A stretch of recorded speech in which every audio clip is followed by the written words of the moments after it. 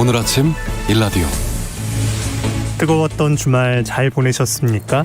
남부지방에는 밤사이에 소나기 지난 곳도 있었는데요. 오늘 아침에는 수도권과 강원 영서 북부 지역에 빗방울이 떨어지는 곳이 있겠습니다. 그런데 이건 잠깐이고 기온이 꽤 오르면서 상당히 더운 하루가 되겠습니다. 대구와 광주 32도, 서울은 27도가 예상되니까요. 가만히 서 있기만 해도 덥고 지치는 날씨죠. 초여름 수확기를 맞은 밭에서는 언제 또 비가 쏟아질지 모르니까 몸도 마음도 자꾸만 서두르게 되겠지만 건강 해치지 않도록 수분 보충 잘 하시고 중간중간 쉬어가면서 일하시기 바랍니다. 새로운 한 주가 시작되는 아침입니다. 이번 주는 날씨가 농부의 마음을 좀 알아주면 좋겠네요. 6월 7일 월요일 오늘 아침 일라디오 출발합니다. 저는 아나운서 김재홍입니다.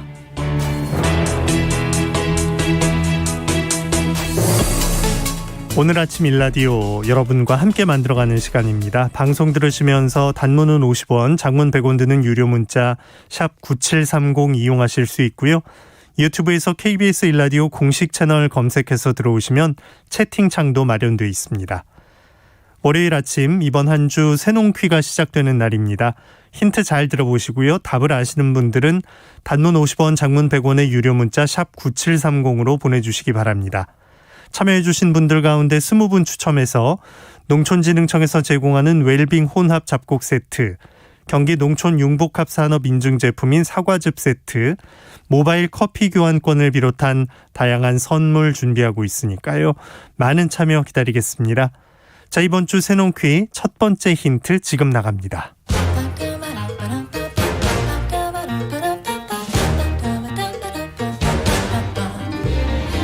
우리 땅, 우리 바다에서 자란 맛있고 건강한 우리 농수산물을 알아맞히는 세상의 모든 농수산물 퀴즈 새농퀴. 안녕하세요. 퀴즈 내는 성우 한희정입니다.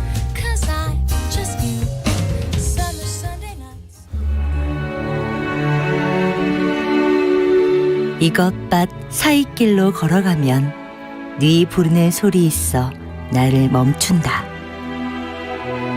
지금 흐르는 곡은 박하목 작사 윤용아 작곡의 가곡 이것밭입니다. 지난 토요일이 망종이었는데요. 망종이 바로 이것은 수확하고 벼는 심는 시기죠. 그래서 이맘때 이것밭 사이를 걸으면 이것 수염이 바람에 부딪히면서 사르르 하고 듣기 좋은 소리를 내곤 합니다.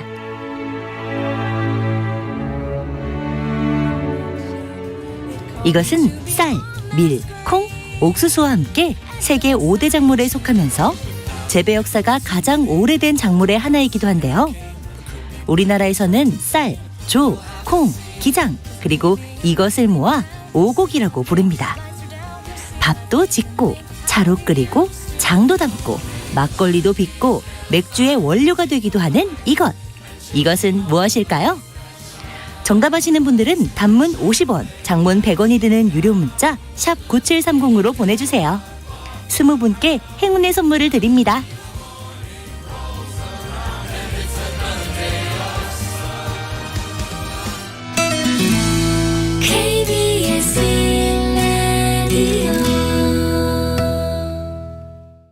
지금 이것을 재배하는 농촌에 가보면 이것을 수확하는 모습에 초여름이지만 가을 들판을 보는 듯한 착각을 하게 됩니다. 망종이 지났으니 이것 수확도 거의 마무리돼 가겠네요. 오늘 낮도 제법 덥다고 하니까 논밭에서 일하시는 분들은 이것을 끓여서 시원하게 식힌 차를 자주 드시면서 수분 보충 충분히 하시면 좋겠습니다. 새농퀴 정답 아시는 분들은 단문 50원, 장문 100원의 유료 문자 샵 9730으로 보내주시기 바랍니다. 추첨을 통해서 20분께 선물을 드립니다.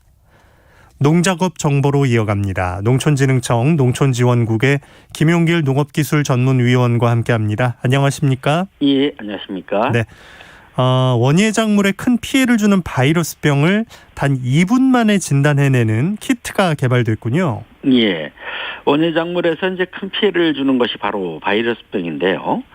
농촌진흥청이 바이러스병 감염 여부를 2분 만에 확인할 수 있는 바이러스 진단 키트를 개발해 보급한 결과 농작물 피해 예방과 안정 생산에 큰 도움이 되는 것으로 나타났습니다. 지금까지 개발 보급한 진단 키트는 수박과 오이, 토마토 등 총 10개 작물에 17가지의 바이러스를 진단할 수 있는데요. 지난 14년간 진단 키트 보급 효과를 분석한 결과 피해 절감액은 약 6,570억 원에 달하고 연간 1억 8천만 원의 수입 대체 효과도 있는 것으로 나타났습니다. 2007년부터 지난해까지 총 17만 6천 개를 농가에 보급을 했고 올해도 18,000점을 보급을 했는데요. 최근에는 고추에 문제가 되는 오이 모자이크 바이러스병 등 4가지 바이러스를 한 번에 진단할 수 있는 진단 키트도 개발 보급함으로써 시간과 비용도 약 20% 정도 절감할 수 있습니다. 농촌진흥청은 앞으로 채소는 물론 화훼, 약용 작물까지 바이러스 감염 여부를 보다 빠르고 간편하게 진단할 수 있는 키트를 확대 개발한다는 계획입니다. 네. 자, 잦은 비 때문에 농가에서는 걱정이 많은데요. 이번 주에는 꽤 더울 거라고 합니다. 병해충 걱정이 앞서는데 이번 주 농업 기상도 살펴볼까요? 예. 지난주까지는 비가 자주 내렸고 고온 다습한 환경으로 인해서 이제 각종 병해충 발생이 증가하고 있는 추세이기 때문에 농가에서는 철저한 예찰과 방제가 시급한 상황입니다. 특히 해마다 발생해서 이제 피해를 주는 과수 화상병 같은 경우는 올해 발생 시기도 일주일 정도 빠르면서 발생 면적도 늘고 있고 또 지난해까지 발생하지 않았던 이제 사과 주산지인 경북 안동과 충남 예산에서도 병이 발생하는 등 확산 조짐을 보이고 있어 긴장하고 있습니다. 농촌진흥청은 발생 농가 인근의 과수원에 대해서 중앙과 시군 담당자를 파견해 정밀 예찰을 실시하고 상황관리관을 현장에 상주시켜서 신속한 예찰과 매몰 등을 지원함으로써 병이 타 지역으로 확산되지 않도록 완전을 기하고 있습니다. 과수화상병은 아직 방제 농약이 없기 때문에 병 발생 초기에 일찍 발견하고 신속하게 매몰하는 것이 확산을 방지하는 유일한 방법이 됩니다. 따라서 농가에서는 매일 나무 상태를 정밀하게 살펴보시고 병 증상을 발견하면은 즉시 시군 농업기술센터에 신고를 해서 신속하게 방역 조치를 할 수 있도록 협조를 해 주실 것을 당부드립니다. 네. 과수화상병 확산세가 예사롭지 않기 때문에 과수 농가들은 초긴장 상태인데 정말 주의 깊게 살피시고 의심 증상 보이면 바로 신고해서 도움 받으실 수 있어야겠습니다. 자, 이번 주 농가에서 실천할 농사 정보 하나씩 알아보죠. 벼재배 농가에서 할 일부터 살펴볼까요? 예.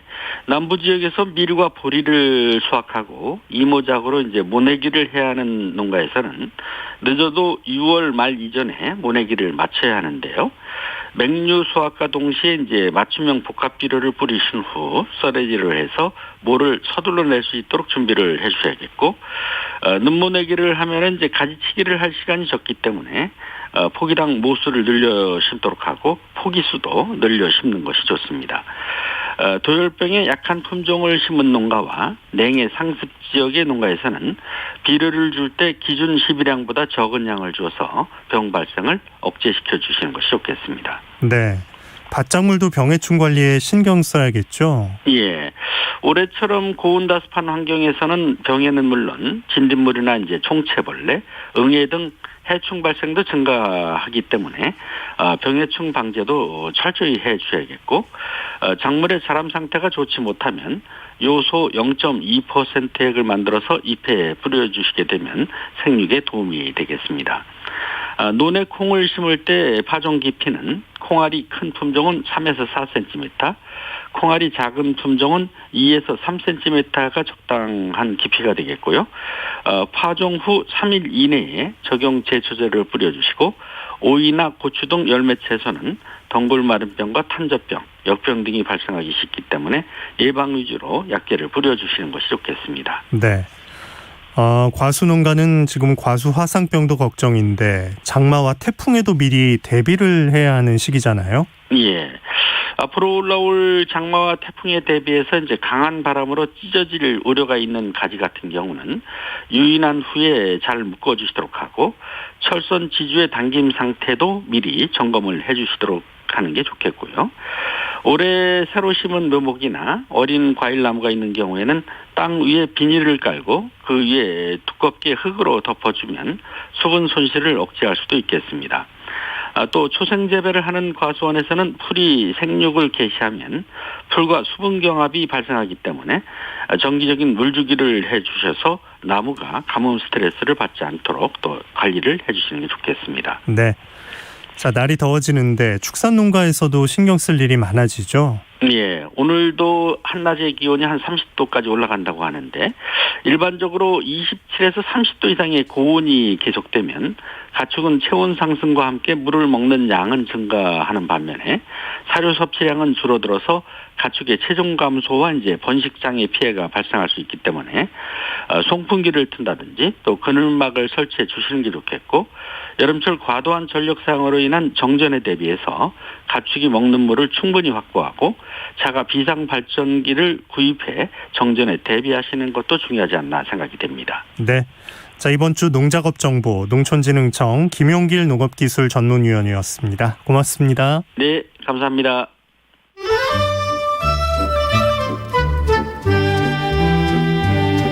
아침을 깨우는 정겨운 이야기가 있습니다. 매주 월요일부터 토요일 오전 6시 15분 KBS 오늘 아침 일라디오. 우리나라 대표 채소 중 하나인 마늘, 심을 때도 수확할 때도 인력이 많이 드는 농산물로 손꼽힙니다. 올해 수확기에 하루가 멀다 하고 내린 비와 이상 저온으로 벌마늘 피해가 커서 이래저래 마늘 재배 농가의 시름이 깊은 상황입니다. 농작물 재해보험을 들었어도 충분히 보상을 받기 쉽지 않은 구조라고 하는데요. 오늘 농수산 이슈, 수확기를 앞둔 마늘 주산지의 피해 상황 알아봅니다. 한국농정신문 원재정 기자 전화 연결돼 있습니다. 안녕하십니까? 네, 안녕하세요. 한국농정신문 원재정입니다. 네. 자, 마늘 걱정이 지금 좀 심각하다는 얘기 저희도 몇 차례 전해드린 적이 있는데 지금 상황이 얼마나 안 좋은 겁니까? 네, 마늘은 우리 음식에서 빼놓을 수 없는 주요 양념 채소 중 하나인데요. 올해 마늘 수확에 피상이 걸렸습니다. 마늘 주산지마다 2차 생장 피해가 심각한 상황인데요.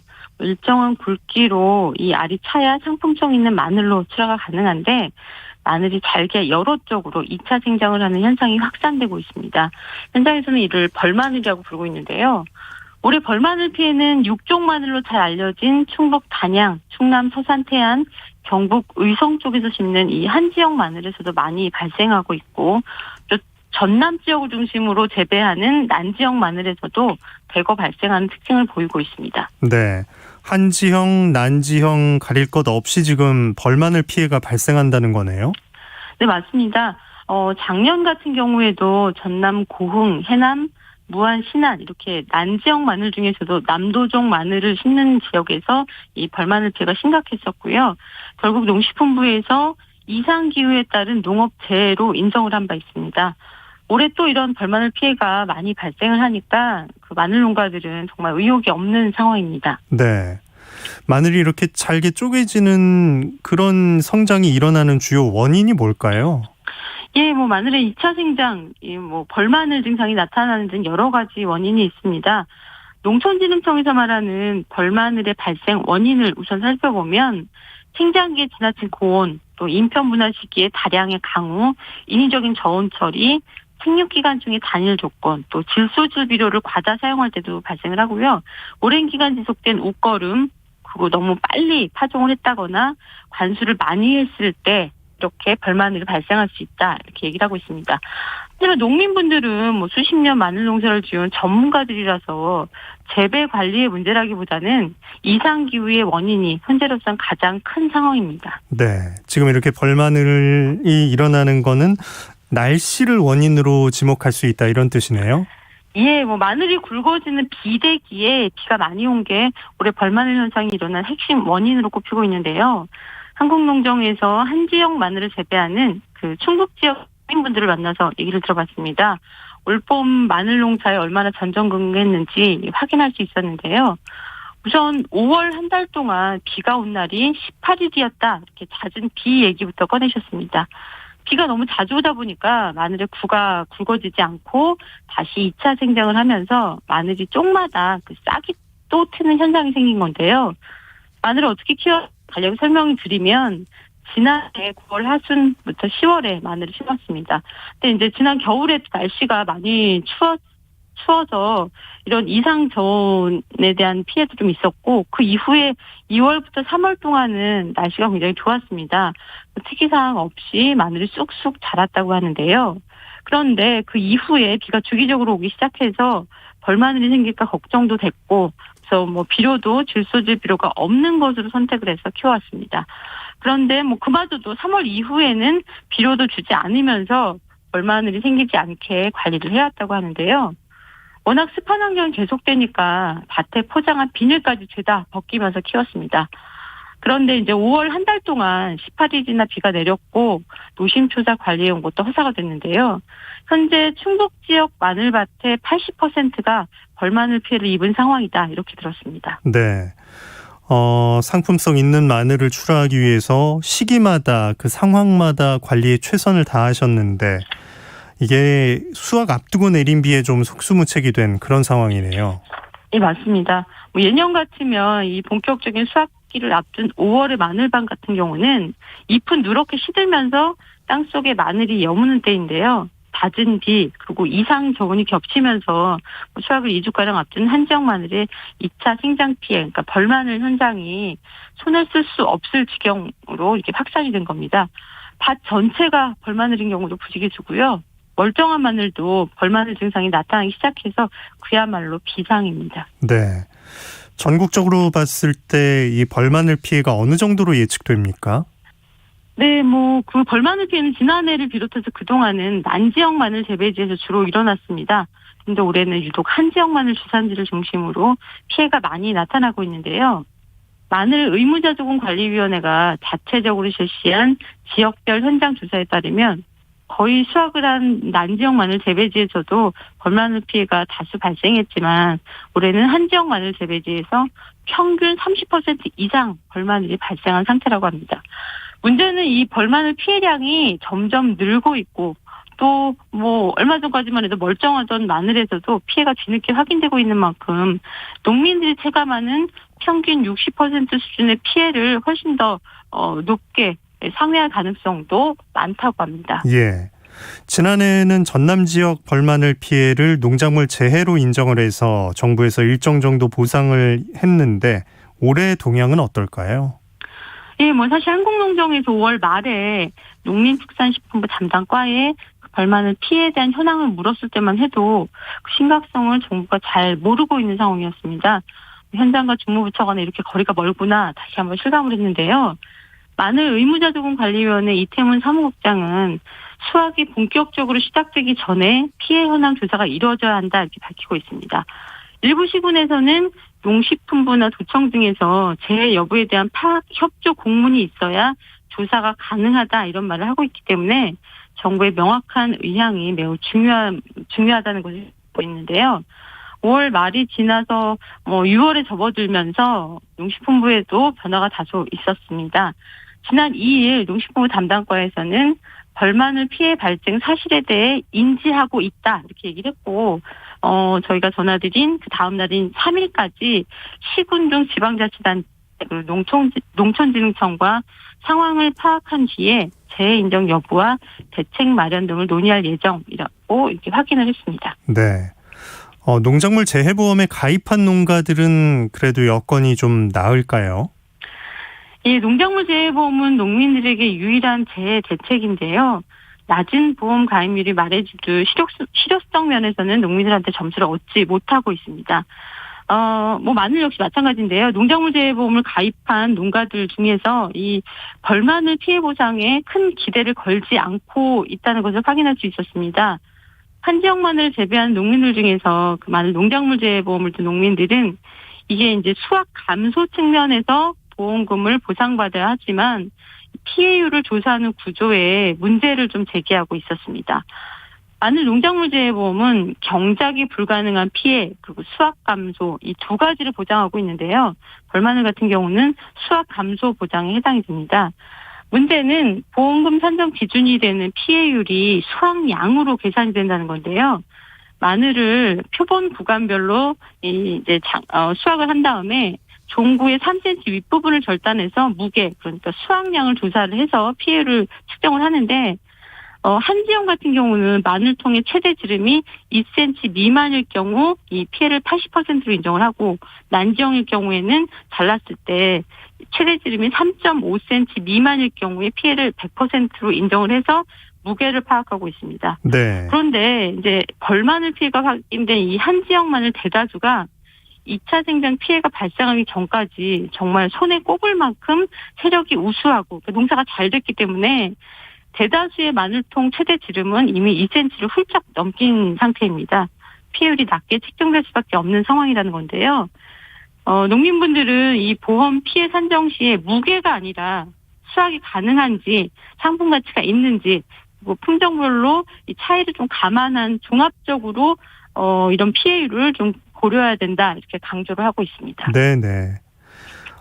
이제 기후가 이렇게 좀 들쑥날쑥하니까 농사 짓기가 점점 더 어려워지는데 품목별 상황을 보면 더 심각하게 다가오네요. 예, 올해 농촌에서는 일손 구하기가 그야말로 전쟁인데요. 일손 구하기도 어렵고 인건비도 하루가 다르게 치솟고 있습니다. 근데 이제 마늘은 특히 심을 때, 농사 지을 때, 수확할 때 일손도 많이 들면서 수확, 건조, 판매에 단계별로 참 많이 힘든 그런 농사 중에 하나입니다. 네. 지난해와 올해 기후 문제까지 겹치고 있어서 마늘 농사를 기피하는 현상도 더 심화되지 않을까 우려되는 상황인데요. 실제 통계청이 지난 4월에 2021년 마늘 재배 면적 조사 결과를 좀 확인을 해보면 올해 마늘 재배 면적은 21,716헥타르로 전년도 25,372헥타르보다 14.4%가 감소했습니다. 농사 짓기도 워낙 어렵고 또 지난해 가격도 좋지 않은 데다가 인력 구하기도 만만치 않은 상황이 종합된 결과라고 생각되는데요. 네. 지역별로는 제주도가 전년 대비 39%나 재배 면적이 급감했고 전남도 30%가량 마늘 재배 면적이 줄었습니다. 이럴 때 정부가 농민들에게 힘을 좀 실어주셨으면 하는데요. 농식품부조차 농축산물의 소비자 가격 안정에 더 주안점을 두고 있는 상황이라는 점이 굉장히 안타깝습니다. 하지만 그 기조를 바꿔서 농민들이 계속 농사를 지을 수 있도록 농민들의 피해 보상, 그리고 출하 가격 대책에도 힘을 쏟아주셨으면 좋겠습니다. 네. 농수산 이슈 한국농정신문 원재정 기자가 전해드렸습니다. 고맙습니다. 네, 고맙습니다.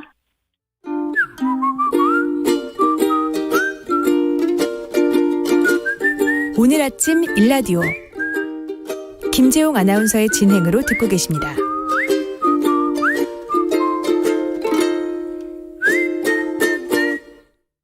이번 순서는 민족문화콘텐츠연구원 박재희 원장이 전하는 고전으로 세상 읽기 시간입니다. 함께 들어보시죠. 안녕하십니까. 고전의 대문 박재희입니다. 아무리 어리석은 사람이라도 남의 잘못을 찾아내는 데는 누구보다도 명석하고, 아무리 현명한 사람이라도 자기 잘못을 인정하는 데는 어둡다고 합니다. 그만큼 남의 잘못은 눈에 잘 들어오지만 자신의 잘못은 인정하려 하지 않는다는 것이지요.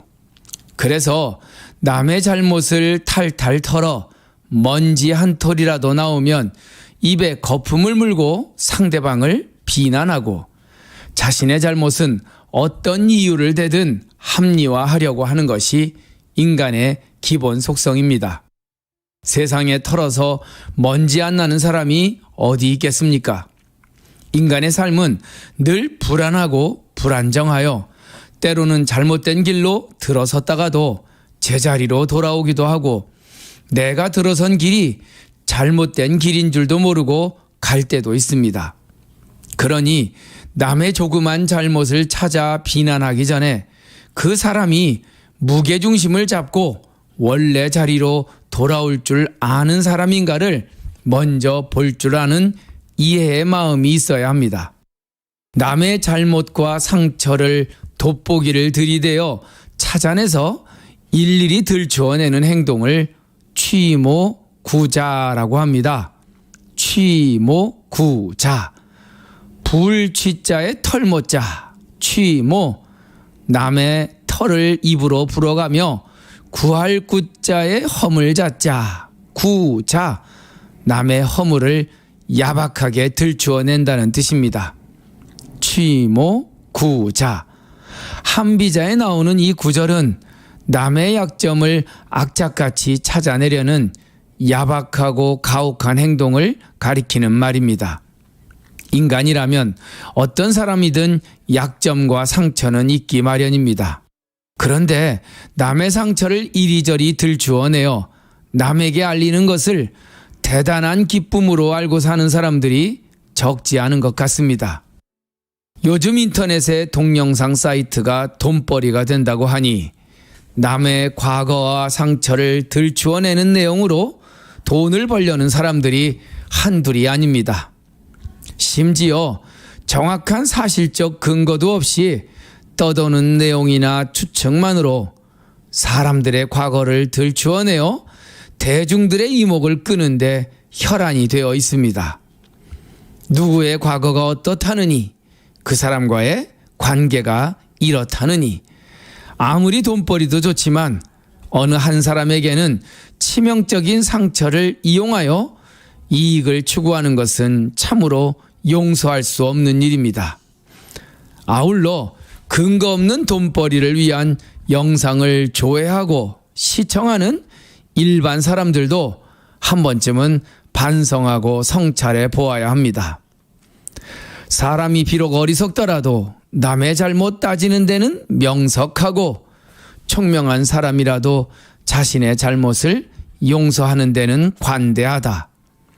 그러니 남의 잘못을 따지는 그 명확한 눈으로 자신의 잘못을 반성해보고 나를 용서해주는 그 관대한 마음으로 남의 상처를 감싸주고 용서하라. 그러면 어느덧 성현의 자리에 오를 수 있을 것이다. 예, 명심보감에 나오는 범충선공이 자녀들에게 내린 가르침입니다. 나에게는 엄격하고 타인에게는 관용을 베풀라는 성찰의 화두입니다.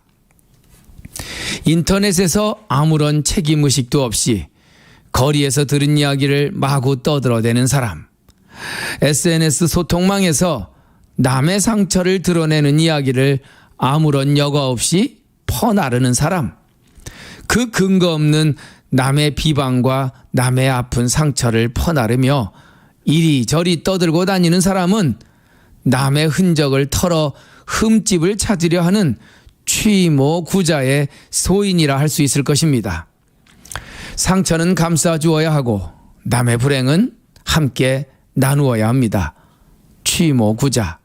굳이 입으로 상대방의 털을 불어가며 남의 상처를 들추어내는 일, 나에게는 부끄러움의 시작이고 상대방에게는 새로운 상처의 시작임을 잊지 말아야 할 것입니다. 고전의 댐은 박재희였습니다. 날씨 알아보겠습니다. 경기 북부와 영서 북부에 지금 빗방울이 떨어지는 곳이 있는데요. 아침에 모두 그치겠습니다. 밤에 다시 천둥과 번개를 동반한 5mm 안팎의 비가 지나겠습니다. 오늘은 전국에 구름 많은 가운데 한낮에 서울과 춘천은 27도, 광주와 대구는 32도까지 오르겠습니다. 이번 주는 내내 더울 거라고 하는데요.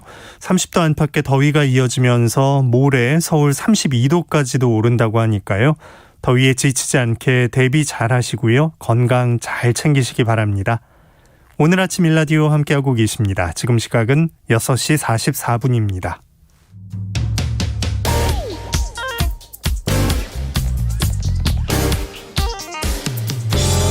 오늘 아침 뉴스 브리핑 정상근 기자와 함께합니다. 안녕하십니까? 네, 안녕하십니까? 네, 주말 사이에 코로나19 어땠는지 상황부터 알아볼까요? 네, 지난 토요일 영시기준 확진자가 744명으로 열흘 만에 700명대를 넘겼지만 어제 영시기준 확진자는 556명으로 다시 좀 줄었습니다. 휴일 검사 건수 감소 영향을 받는 오늘은 500명대 초반가량의 확진자가 나올 것으로 예상이 되고 있습니다. 이 확진자 수가 좀처럼 줄지 않고 있고 또 지난주 하루 평균 확진자 수가 그 전주에 비해서 오히려 16명이나 증가를 했습니다만 그래도 백신 접종이 진행 중인 고령층에서는 감염자가 감소하는 양상을 보이고 있습니다. 최근 한 달간 60세 이상 하루 평균 확진자 수는 100명대까지 내려왔고요. 특히 상당 부분 백신 접종이 마무리된 요양병원은 전체 확진 사례의 1% 이하로 감염 비중이 낮아졌습니다.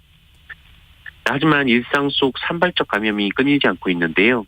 이 정부는 젊은 층 국민들에게 마지막 고비라면서 조금만 자제해 주시고 이 방역에 협조해 주시면 조기에 코로나와의 싸움을 종식시킬 수 있다고 호소했습니다. 또 정부는 이달까지 하루 확진자 수가 1,000명 이하로 유지되면 사적 모임을 8명까지 늘리고 다중이용시설 집합금지는 대부분 폐지하는 새로운 사회적 거리두기를 도입할 예정입니다. 네.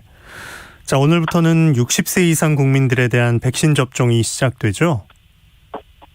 네, 그 60세에서 64세 사이 국민들에 대한 백신 접종이 오늘부터 시작이 됩니다. 제공되는 백신은 아스트라제네카이고요. 해당 연령대 395만여 명 가운데 78.8%가 이미 사전 예약을 마쳤습니다. 그리고 미처 이 고령층 분들 중에 접종 신청을 하지 못한 분들은 병원을 직접 방문하시거나 이 전화를 통해서 자녀 백신 대기 명단에 이름을 올릴 수 있습니다. 그리고 오는 목요일부터는 미국에서 보내준 얀센 백신에 대한 접종이 시작되는데요. 30세 이상 예비군과 민방위 등 89만여 명이 대상이고 지난 토요일 새벽 미국이 보내준 얀센 백신이 공군의 다목적 수송기에 실려서 국내에 도착을 했습니다.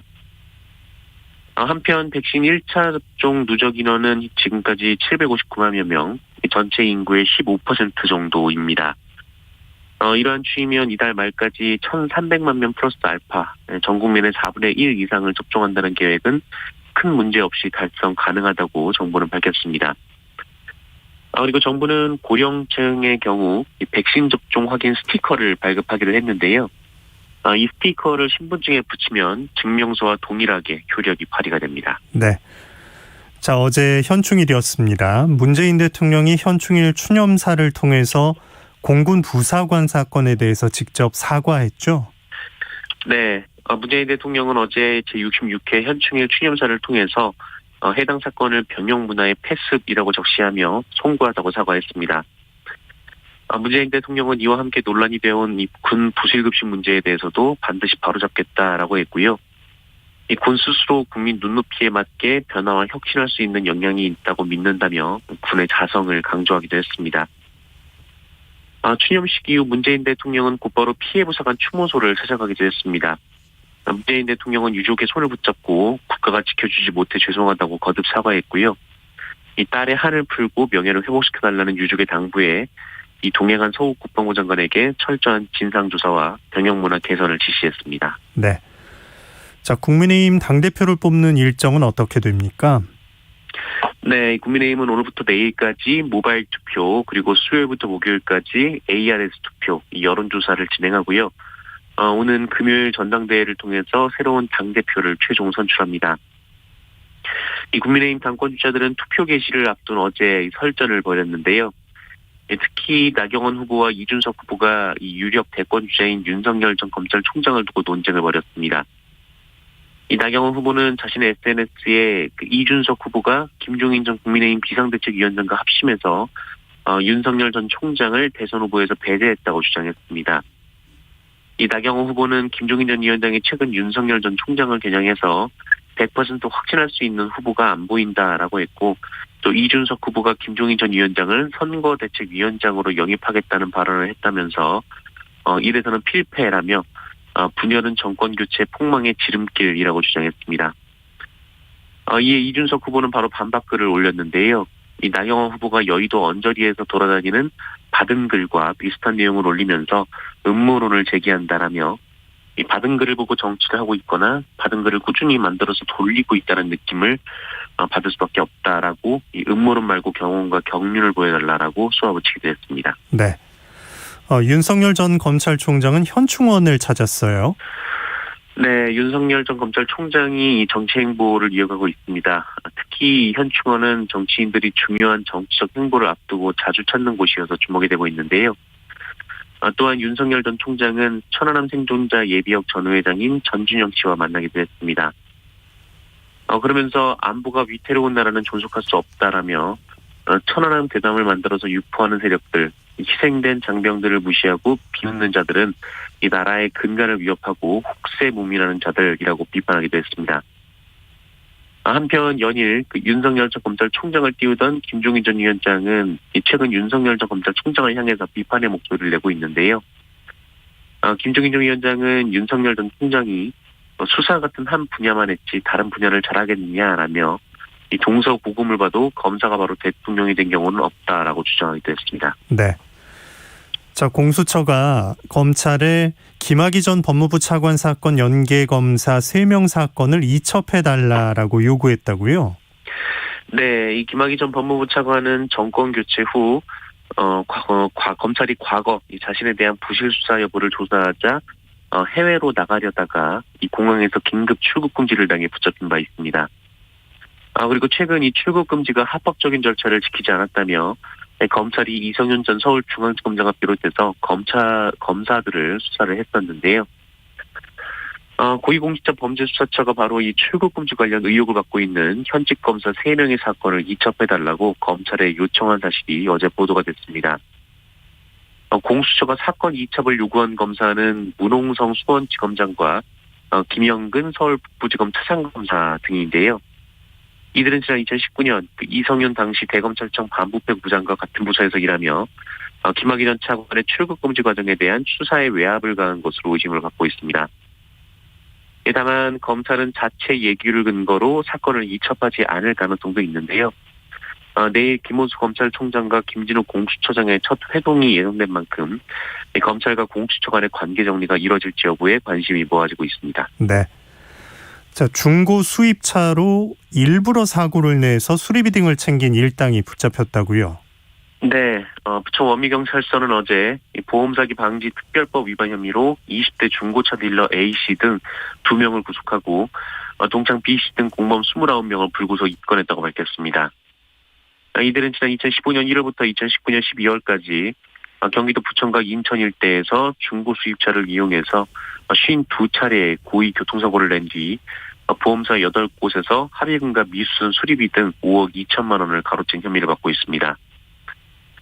또한 직진 구간에서 진로를 변경하는 차들만 골라서 접촉사고를 내고 과도한 병원 치료를 받은 뒤 합의금을 요구하기도 했습니다. 이들은 매달 한두 차례씩 상습적으로 사고를 냈고요. 그 사고를 낸 뒤 챙긴 돈 대부분을 유흥비로 쓴 것으로 파악이 됐습니다.